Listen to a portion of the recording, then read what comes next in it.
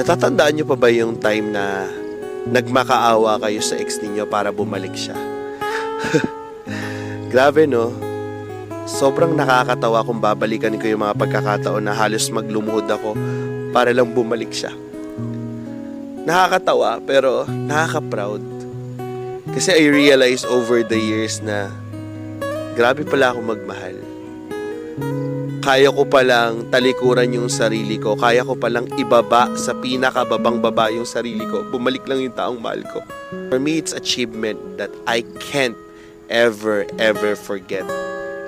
Because masasabi ko na ginawa ko lahat para lang hindi mawala yung taong mahal ko.